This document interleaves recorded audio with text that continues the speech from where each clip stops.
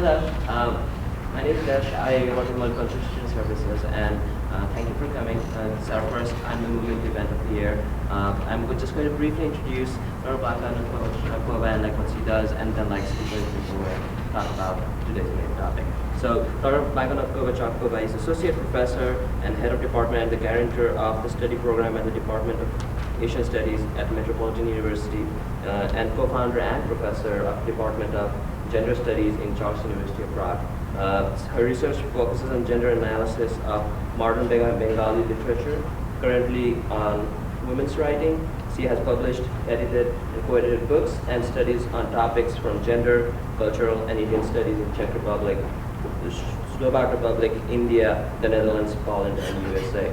She also has deep interest in feminist literary and cultural studies and post-colonial studies. I'm really glad you're here. Thank you so much. Thank you very much. Thank you very much for introducing me. Thank you very much for the invitation, and thank you all for coming.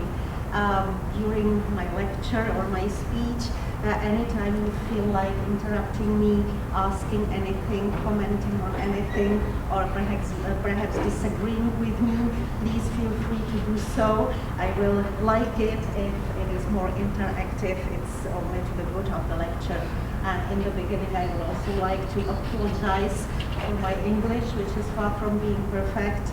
But when I am depressed by that, I always remind a comment said by an Indian professor, a friend of mine. She said, well, it is bad English, which became to be the international language. So I'm sorry for my students speaking bad language. Well, Dash already has introduced my affiliations. There are just a few booklets here if any of you is interesting, so for your disposal. Well, I am going to speak about the Nobel Prize laureate Rabindranath Tagore, not just about him, but also a bit, I will say, about the context of his life and work. And then I would like to focus in the last part of my speech on analysis or suggested analysis and interpretations of some of his poems, namely those which focus on the figuration of femininity, of women from different angles of view. Here just some images of women. Thakur was also a painter. Which always strikes me is the fact that although, for example, his spiritual poetry is rather full of hope and more or less is rather optimistic than pessimistic, most of the pictures and paintings are rather sad, at least for me as a spectator, but I'm of course not a specialist in visual arts, so perhaps a specialist would say something different. But he has a lot of portraits of women faces, so that's also, let's say, a remarkable thing. A few data about Rabindranath Tagore. His English pronounced name is Tagore, and this is how he himself signed for his poems, because he himself translated many of his poems into English, so these translations are in fact the second original. His range of interest and work was very broad, from poetry, prose, well, he was a writer on the first place, wrote poetry, prose, drama, essays, but he was also a painter and a musician. He in fact invented a specific music style called Rabindranath. It could be translated as Rabindranath songs, and these songs became in fact a part of the folk music, popular music, and they are being sung, especially in Bengal, of course, till today. Then Thakur was also a pedagogist and an educationalist. He founded a school in Shantiniketan in West Bengal, where he also lived. first it was just a school with the idea to make the education more practical and closer to the people. So it was based on the principle of native language as a medium of instruction, and secondly of uniting theoretical and practical knowledge. So till today in Santiniketan some crafts are being taught, namely weaving, which has also the historical connotation to the anti-British movement, when all the Indians were trying, well, not all of course, but those who were, let's say, followers of this anti-colonial movement were weaving their own textiles and dresses as a protest against the expansion of British textile industry. 20 years later, this school, Vishwa Bharati, Vishwa means world and Bharati means Indian. And it is also significant for the symbol of this school, of the idea of this school, which should unite what is Bengali and what is, let's say, universal. A search for universalism is, we can say, a very important trait and characteristics of Rabindranath's whole life search and effort. Today it is a university where many students from various countries of the world study. It is perhaps the most international university of India. And not only music or humanities are being taught there, but also biology or technical branches in the various branches. I spoke about spiritual universalism. Then Rabindranath was also a national revivalist. By the way, perhaps I should explain why I use mostly the first name Rabindranath and not as much Thakur. It is typical for Indian names that the so-called surnames we are accustomed to in European languages or here in the United States, that we usually differ each other by the surnames. In India, it's sometimes different. For example, in Bengal, there are just a few, well, not a few, but not so many surnames to distinguish people. So that's why the first names are sometimes used. It doesn't mean any familiarity that, okay, I'm speaking about Rabindranath because I study him. That will be a narcissistic trait in it, but it is simply neutral, and there is no sign of closeness or whatever else. And this is also used for politicians. For example, in Bangladesh, there were two Rahmans as important presidents, Mujibur Rahman and Ziaur Rahman, so just to distinguish them, the first names were usually used. And Rabindranath was also emancipation thinker, perhaps not the most radical. Some of the emancipists were more radical than Rabindranath, but at least he tried also to impose his ideas into practice, namely as far as education was concerned. Why he became to be famous all over the world. He was the first personality, not just from India, but from Asia, who was awarded the Nobel Prize. It was in 1913 for his book of spiritual lyrics called Gitanjali, which could be translated as garland of songs. Gita means songs, and Anjali in Bengali is garland.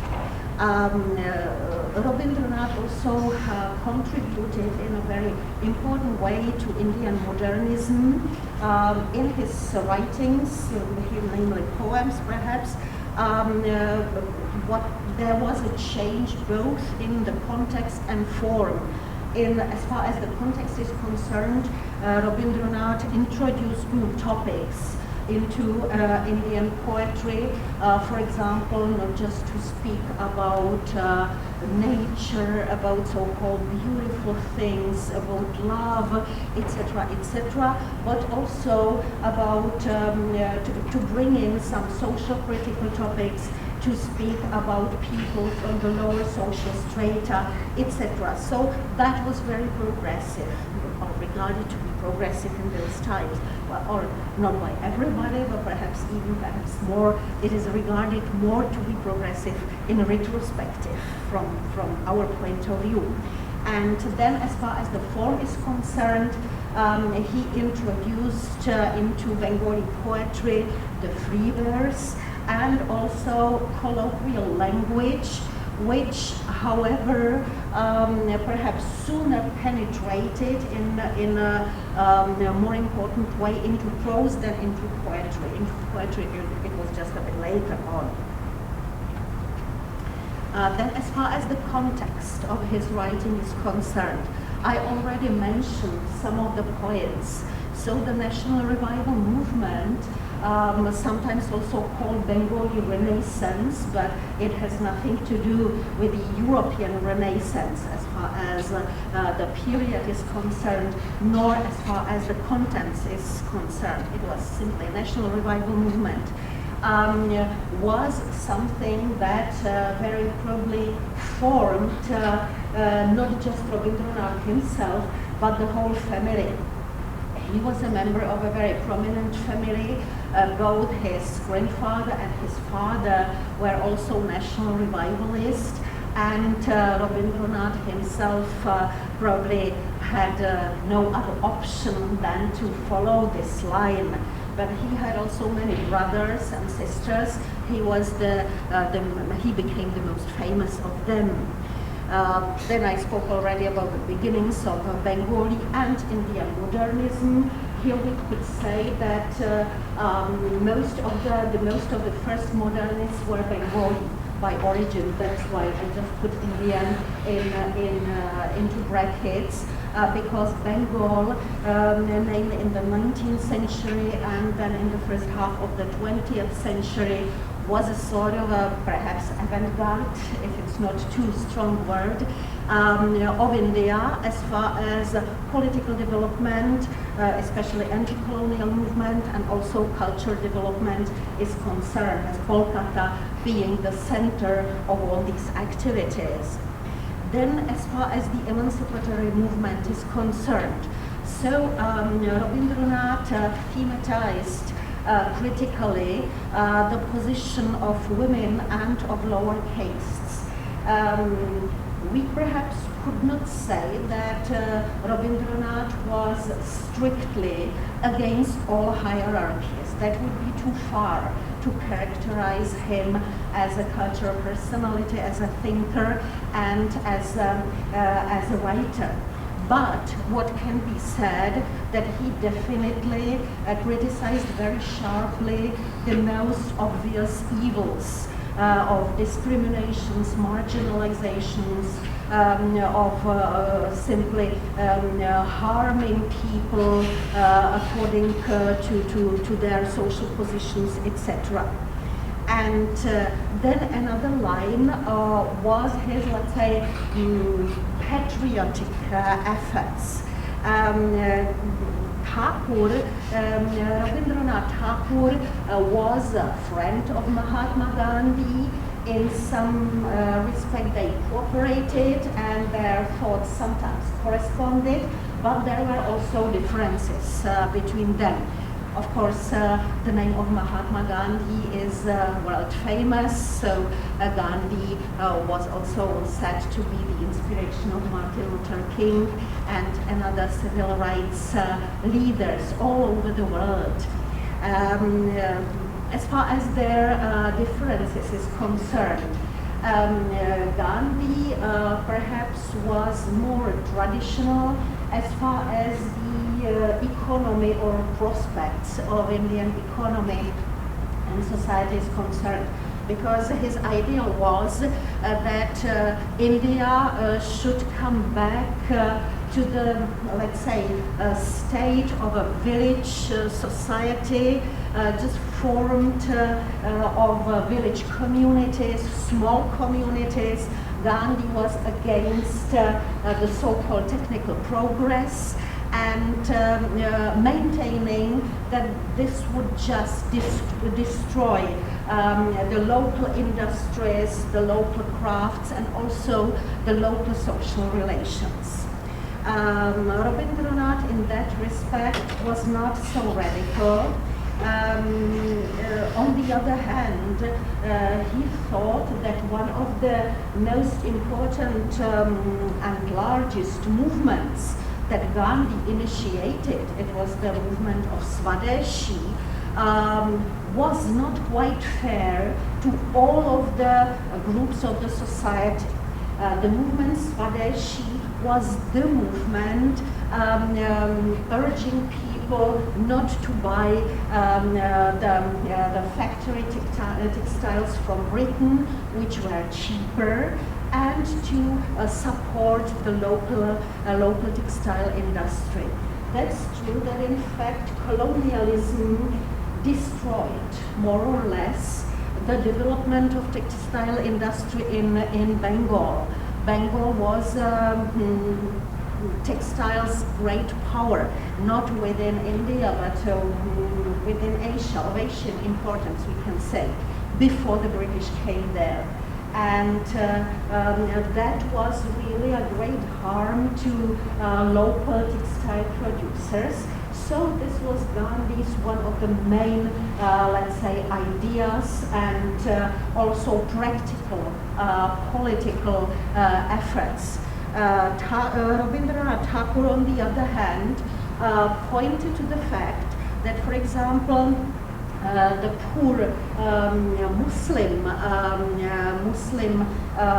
community members, for them it was too expensive just to support Swadeshi. It was for them easier and also perhaps more helpful just to distribute and sell the textile industries, the textile products. So there was a big discussion. It was also reflected in one of the Rabindranath's novels called Writer, which is At Home and in the World.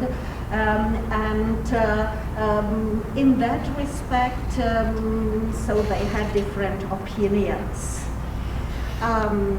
But otherwise, of course, as far as the search for national identity is concerned, both were of the opinion that India should establish a sort of new identity freed from the colonial burden. In fact, Gandhi, in that respect, was a bit more idealistic. That his wish was that India was not divided into two states, which, however, after 1947 happened, that India and Pakistan were formed. So Thakur was not as much radical in that respect. As far as the two world wars, Rabindranath Tagore was one of those who were spreading anti-war ideas, but like Gandhi and like most of, let's say, the Indian independence leaders in those times,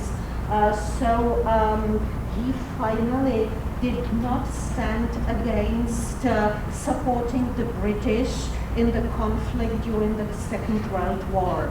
There were some exceptions of the freedom fighters, like for example Subhash Chandra Bose or Boshu in Bengali, who was a very radical left thinker and member of the Indian National Congress, and who simply somehow took the situation in the way my enemy's enemy is my friend. And that's why he tried to cooperate with the Japanese, which of course failed, and Subhash Chandra Bose tragically died in the end of the war in a plane crash. But that was an exception. Otherwise, most of the freedom fight leaders supported the British during the Second World War. But what Rabindranath did, that he was really actively interested in the development of the politics in Europe. And for example, when the Munich Agreement was signed, where this was quite an important act for my country, then Czechoslovakia, today Czech Republic, that the border areas were torn from Czechoslovakia, and Czechoslovakia's politician representatives were not invited to take part in the negotiations. It was simply a deal between or among the representatives of the great powers, France, Britain, and then Germany and Italy on the other side as allies. And Rabindranath wrote an open letter protesting against the Munich Agreement.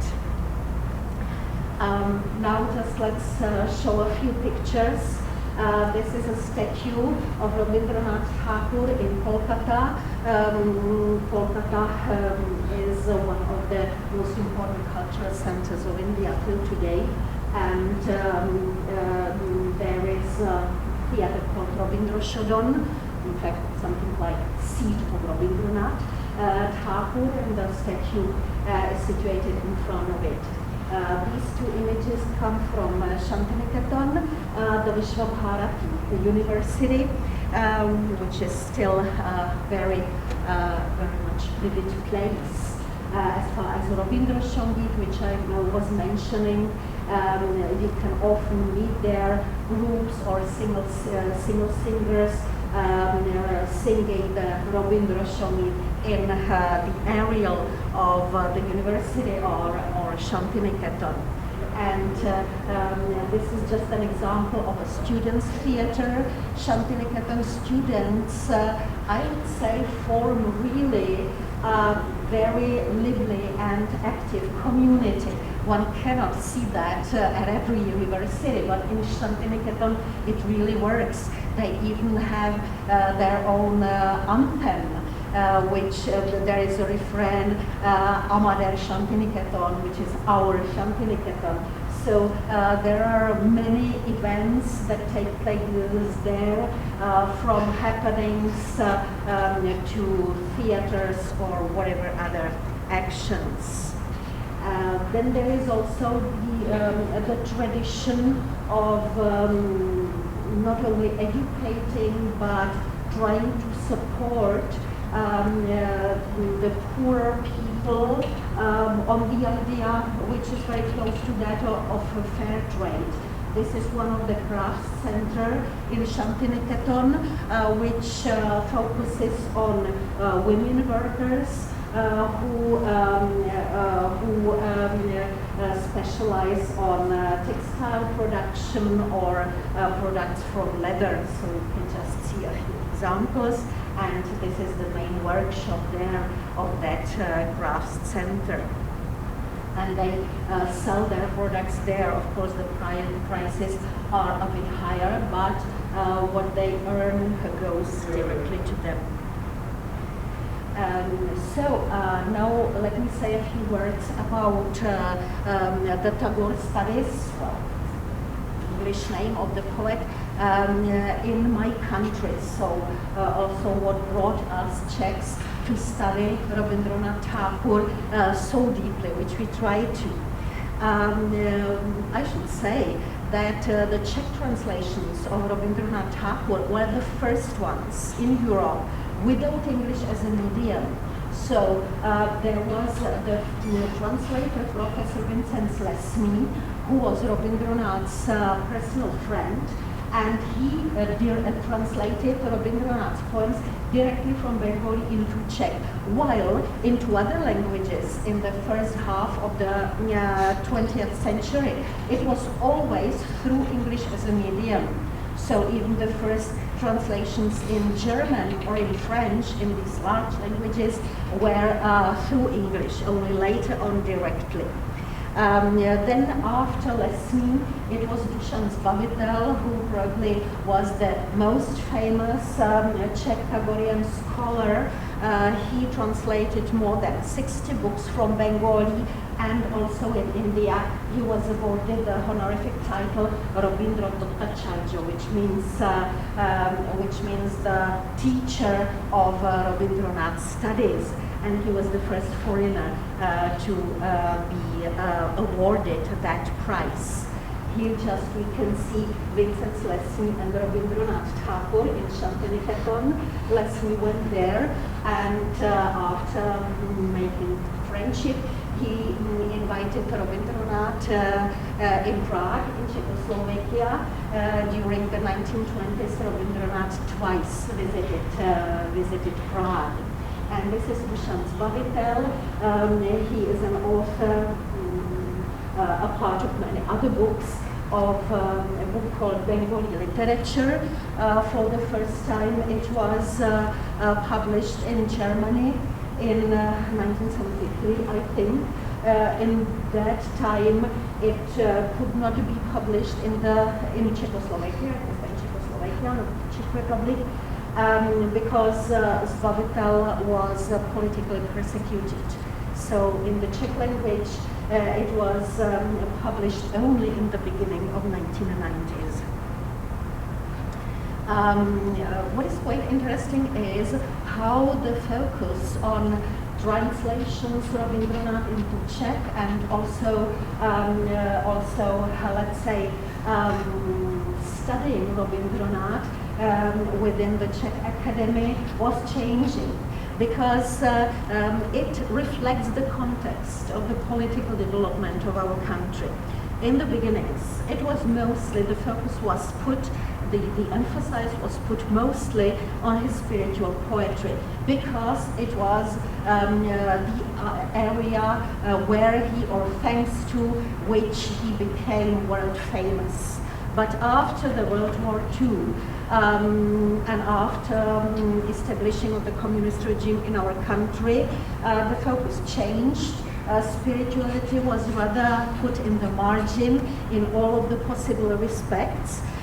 So there were just a few new translations of his spiritual poetry made by Dušan Zbavitel, but mostly those which were the second originals in English by the poet himself, which means Gitanjali, and also another collection of poems called The Gardener. Otherwise, the focus was put on socially critical writings, also poetry and other genres, not only poetry, but also short stories, novels, dramas.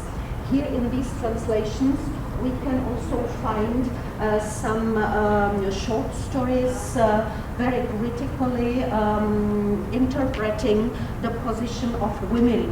One of the most famous short stories touching that aspect is, for example, the short story called Stripotro, the letter of the wife, where the wife speaks about her discriminations within the family of her husband, and the ending of the story is very radical, that she's leaving the family of her husband.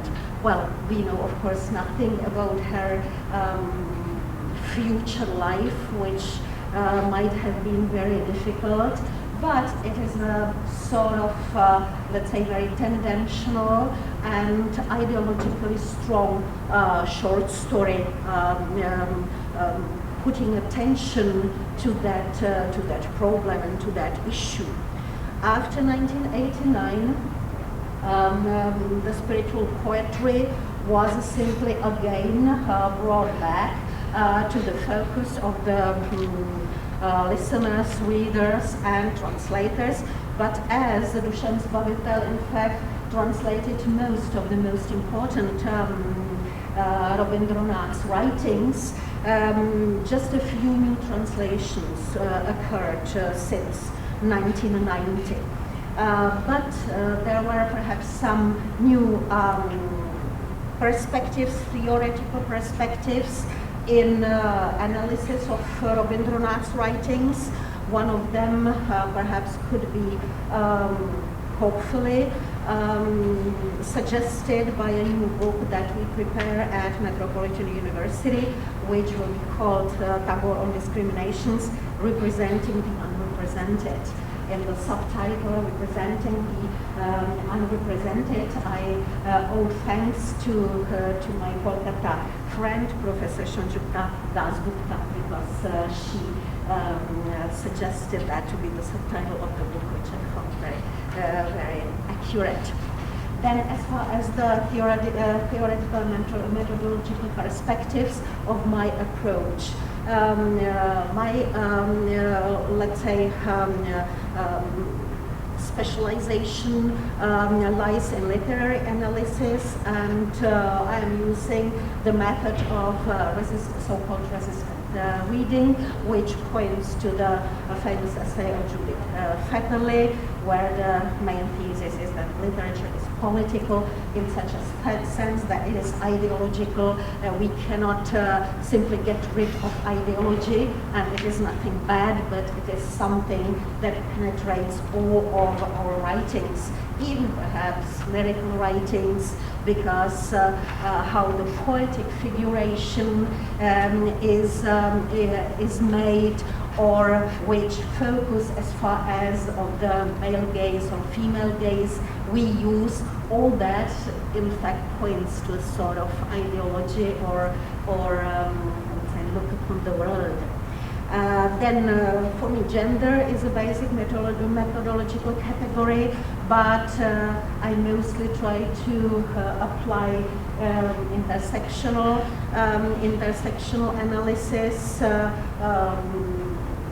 referring to the given authors, and it is also quite useful for the interpretations of some of Rabindranath's poems, where the categories of race, of gender, and of class or social position really blend very clearly. So first, let me give a general picture about picturing of femininity in Rabindranath's poems. In fact, the feminine characters in his poetry may be understood both as so-called real women, which means that the narrative of the poem may describe a picture from social reality, or an imaginary figurations, like the feminine is just something symbolic, it is just a dream, it is just an imaginary concept. The most frequent figurations could be perhaps drawn in the following way. Woman as mother. This is very typical figuration in Rabindranath's writings. And it may again be a real mother, a mother within the family relations, or a symbolic mother, either mother goddess, or Mother India, which is also in a way symbolic of goddess, the mother country. This is quite typical, namely for the two poems which became to be the national anthems of India and Bangladesh. As far as I know, Rabindranath is the only writer in the world the poems of who became national anthems of two countries. And in both of the two national anthems, there are images of Mother Goddess and Mother Country, either in the sense of protectivity and love to her children, but also describing the mother as a beautiful, pretty woman. So that there are also other connotations to the picturing of femininity as something ethereal, as something charming, which are quite traditional figurations, of course. There, for example, in Amar Sonar Bangla, My Golden Bengal, which is the anthem of Bangladesh, we can read about the beautiful rice fields and their waves, and usually the waving, be it in a river or in a field, usually connote, let's say, the waving of female hair or female hands or whatever like that. But women as mother in Rabindranath's poetry are not always happy mothers, or the mothers who are strong, protective, and who just represent a sort of an ideal. But they can also be mothers on the margin, and the same can be said about figuration of lover, of a woman as lover. Of course, the love poetry is one of very typical genres of Bengali literature.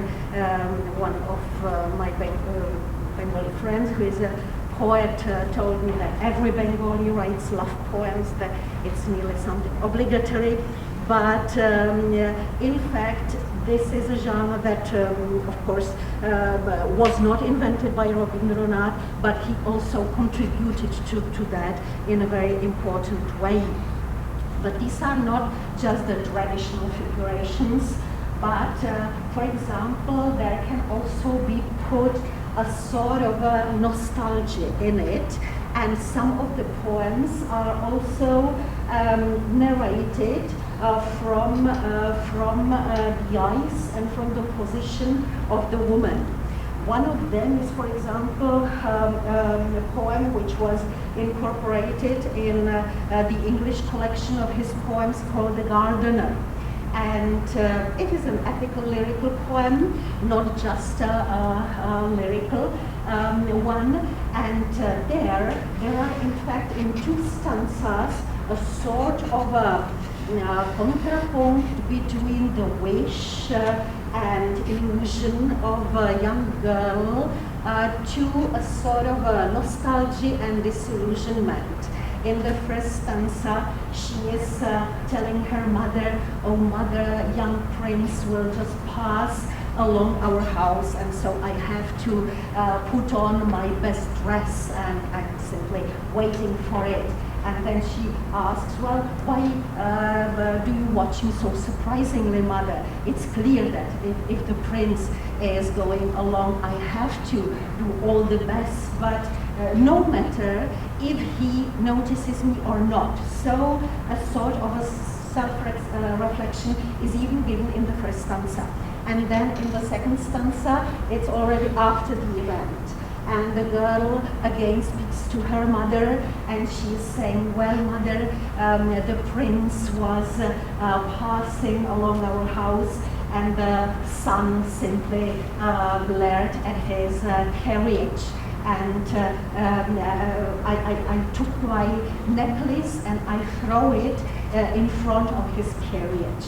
And again she is asking, "Why are you looking at me so surprisingly, mother?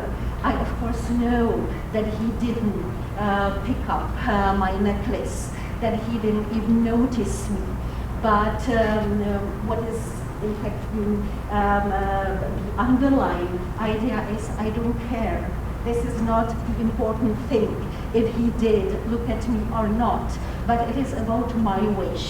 And the end of the poem is, "But the young prince was going along our house, and I threw my jewel in front of his carriage." So it's also about perhaps symbolically about illusions and disillusionments. It is not a typical love poem, but such poems are quite, they can be often found in Rabindranath's writings. Then perhaps the most traditional figuration can be found in those poems which depict a woman as an ethereal beauty. She may be a muse, or she may also blend with the image of the goddess. Typical for that is, for example, a poem called Woman. We will still come to that later on. How much time do I? Perhaps I'm speaking too much. Please interrupt me with any comments or, yes? You can, 248. Yeah, so I still have, I don't know, 10 minutes or 15 minutes or is it too much? I would like just to make you tired and exhausted. Yes. I'll intervene as your cousin. So if we leave any time for questions, I think aren't we supposed to be done around 5 or? We have this room until 5. So. Oh, we do. Yeah, but I know. But I would like to be tiring, so anyway, if you have any questions or comments, or if you disagree with anything I say, just please interrupt. And you. Okay.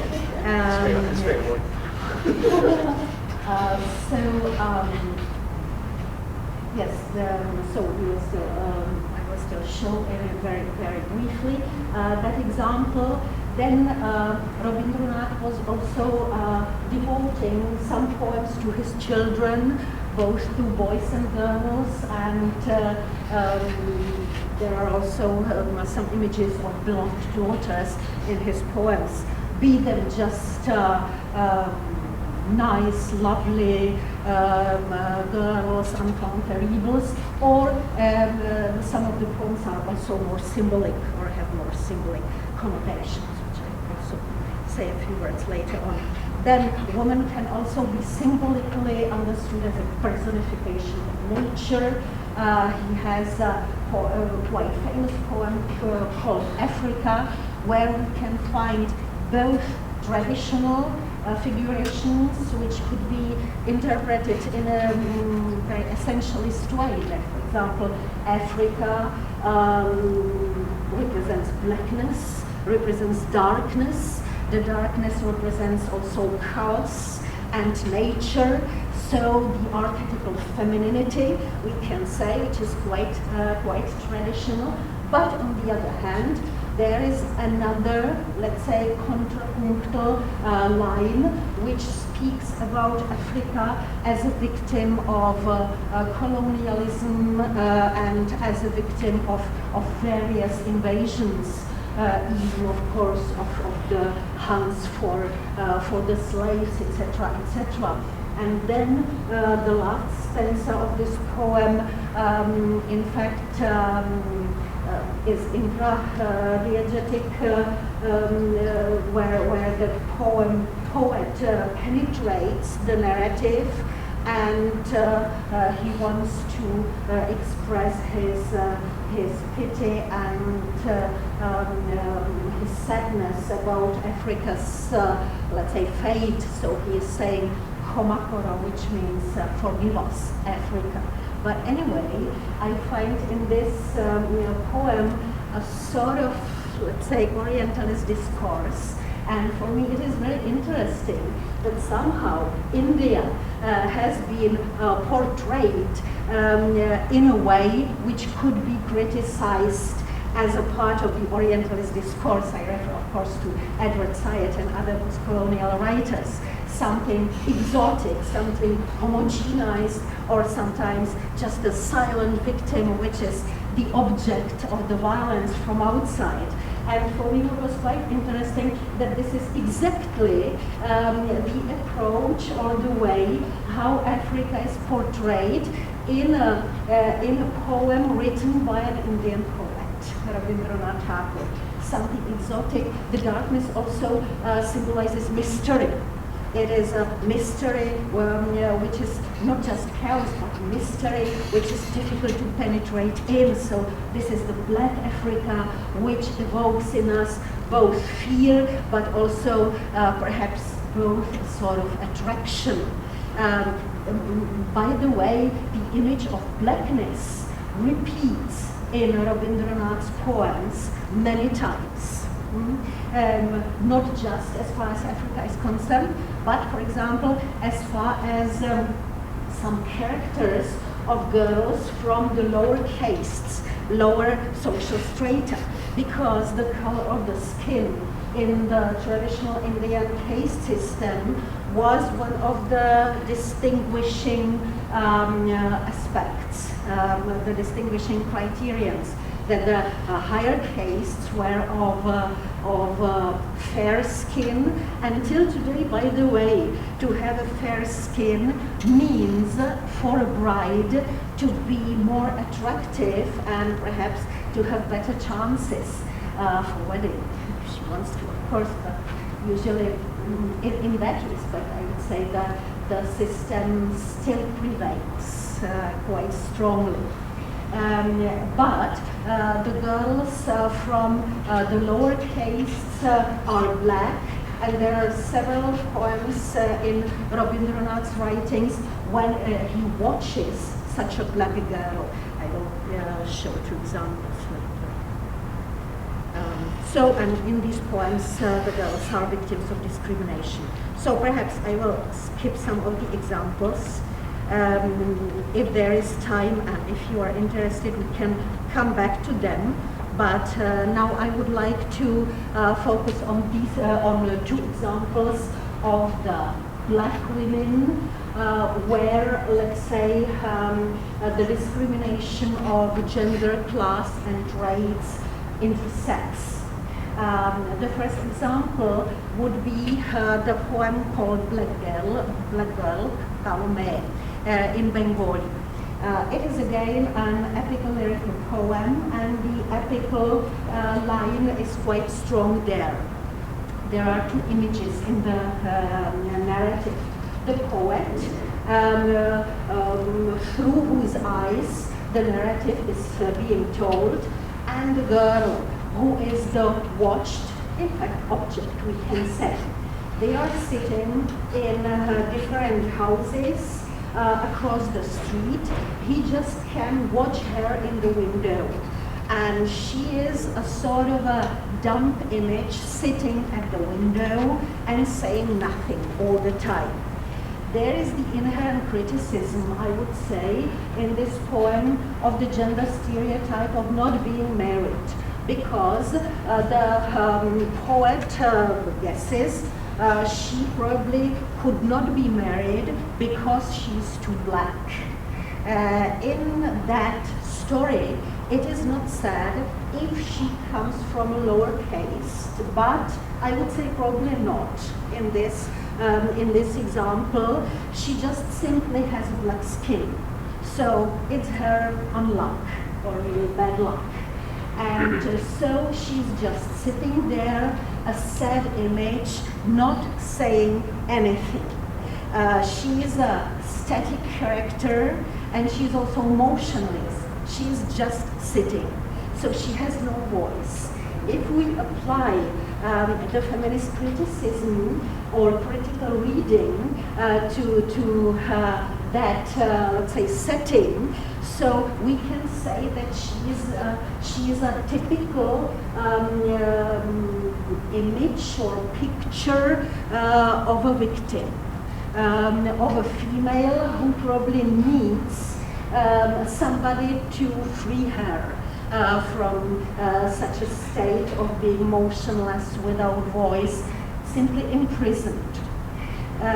Still, in this poem, the narrator, who should be the poet himself, somehow regards himself to share the situation of imprisonment and of manipulation, of being perhaps exploited by the existing social order, because he says, and I am the teacher of English or whatever, and I must do this or that to keep on my career, etc. Of course, it can be hardly compared, because still he has more freedom than she has. But in a way, he somehow feels himself also to be a sort of a victim of the social order, although he participates in it in a way. That's also true. Another poem, let's say, picturing black woman is the Santal woman. Called, well, in original it is Chantal May. May, in fact, means rather girl, but in Czech it was translated by Zbavitel as woman, and I would find this translation very appropriate, as May in Bengali can also mean young woman, not just a girl as a child.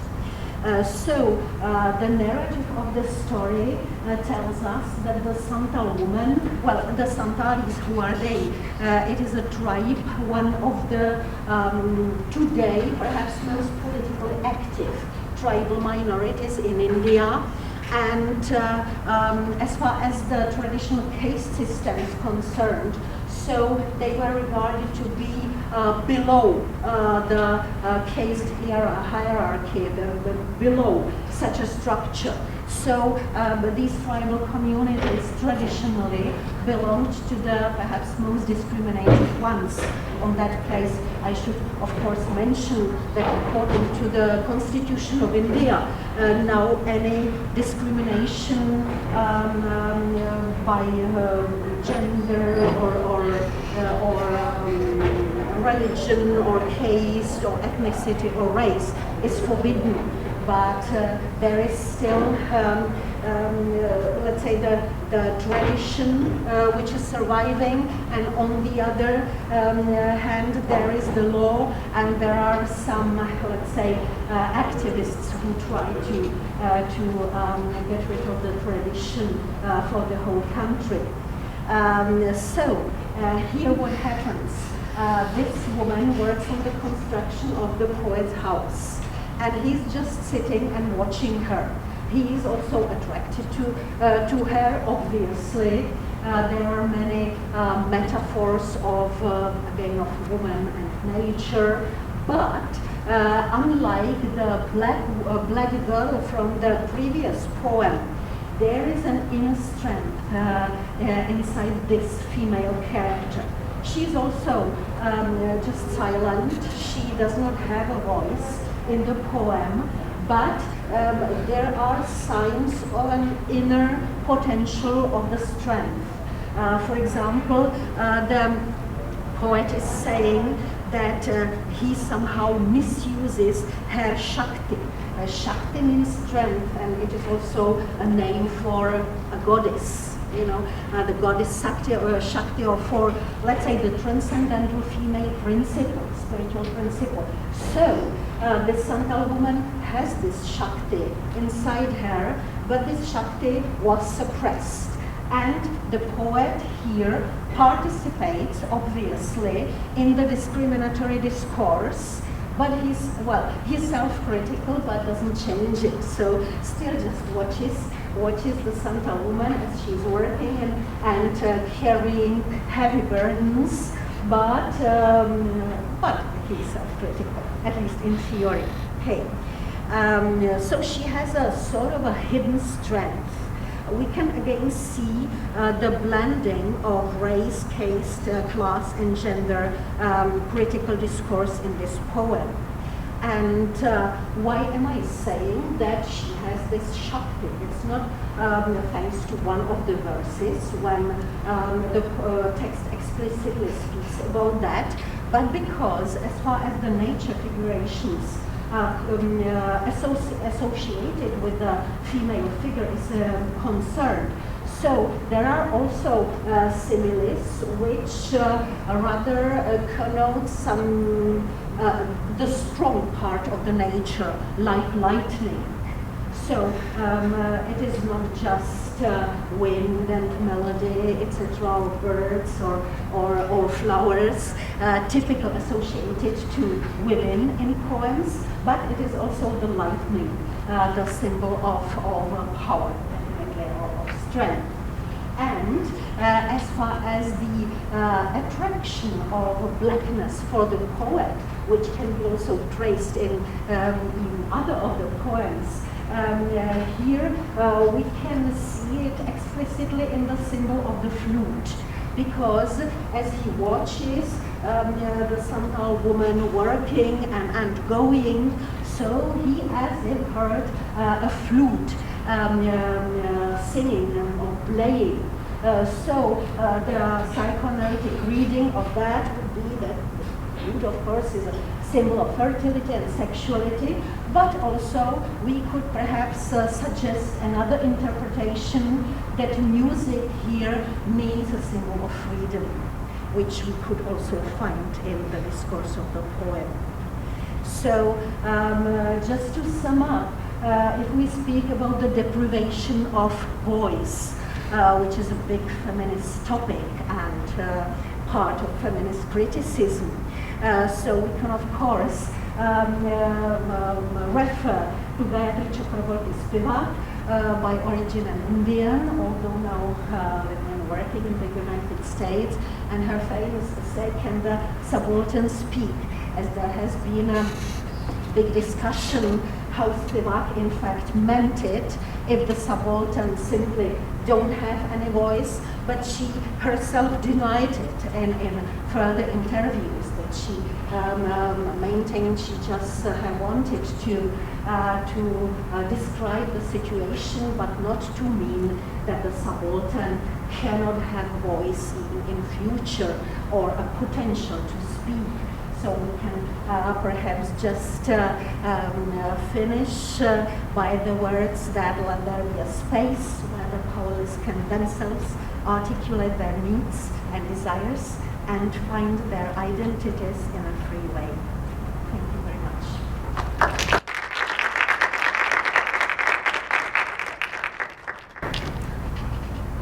Do you have any questions?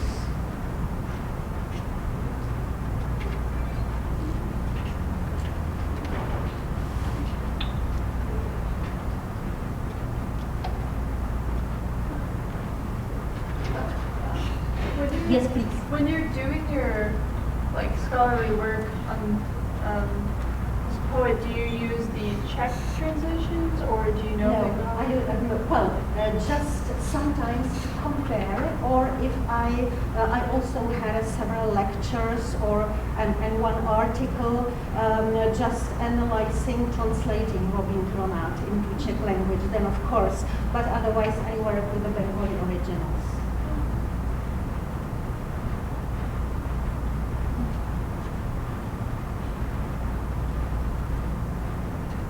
It is also with the translations.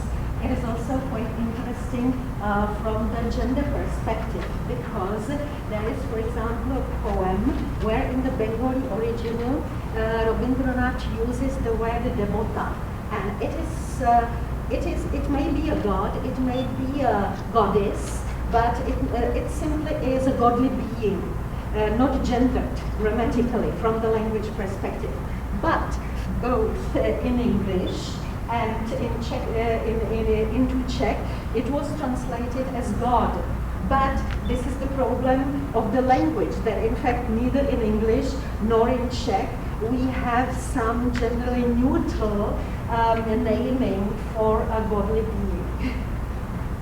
So it then shifts a bit the meaning of the poem, masculinizes the godly being.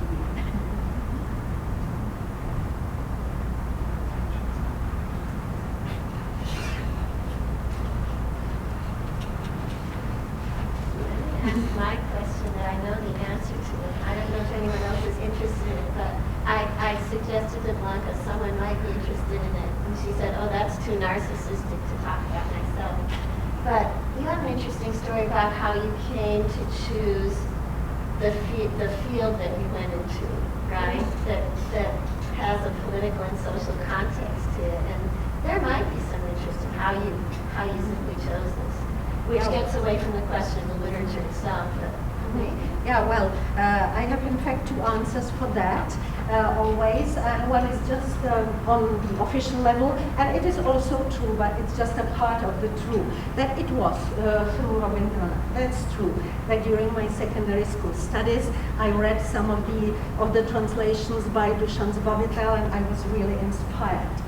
But the second reason, yes, was political, as you're saying, because when I was a student, well, there was the totalitarian regime, and my father was a dissident, so he advised me not perhaps to choose such a big political branches like sociology or history or culture studies, but to choose a philological branch, because not as much politics could penetrate into, let's say, learning Bengali. So that's true, but I must say I was never sorry for choosing that.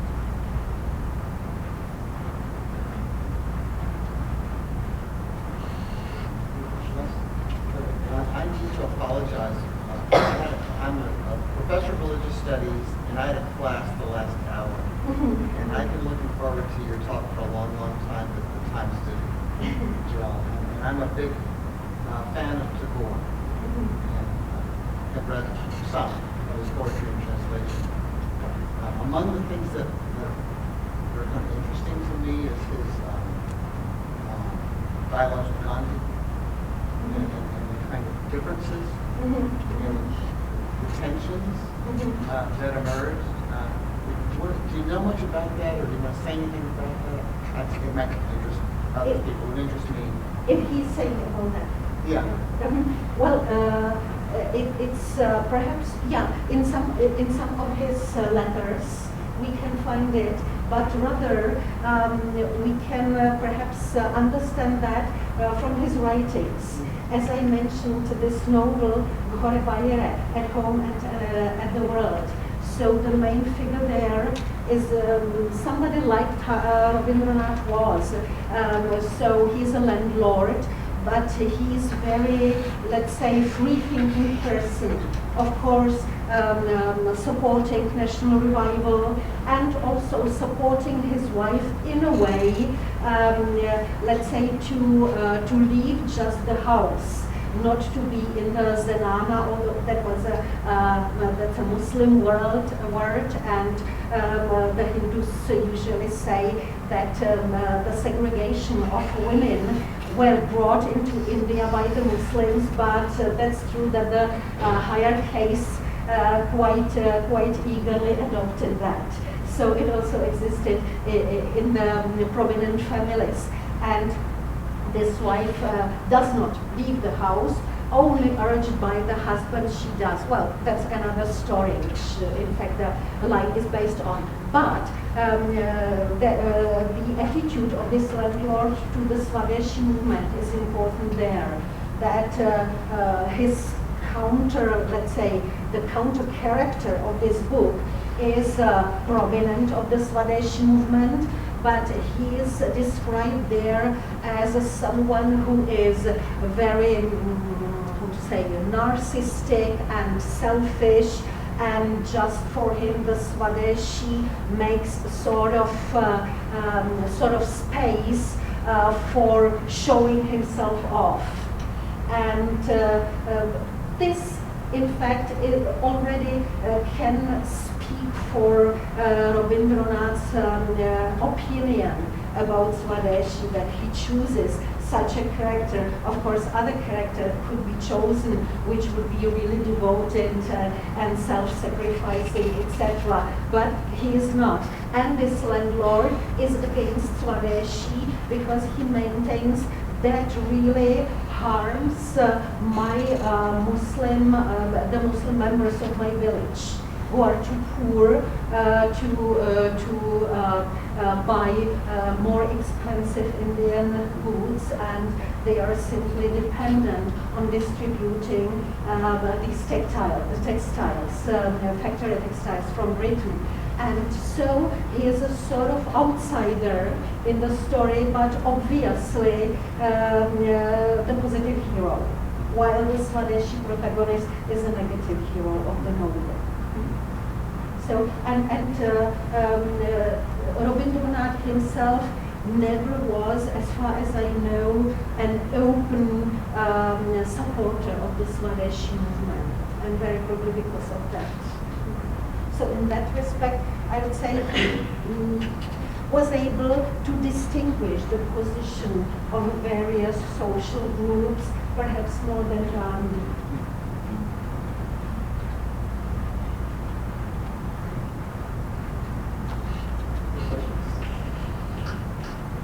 Thank you so much.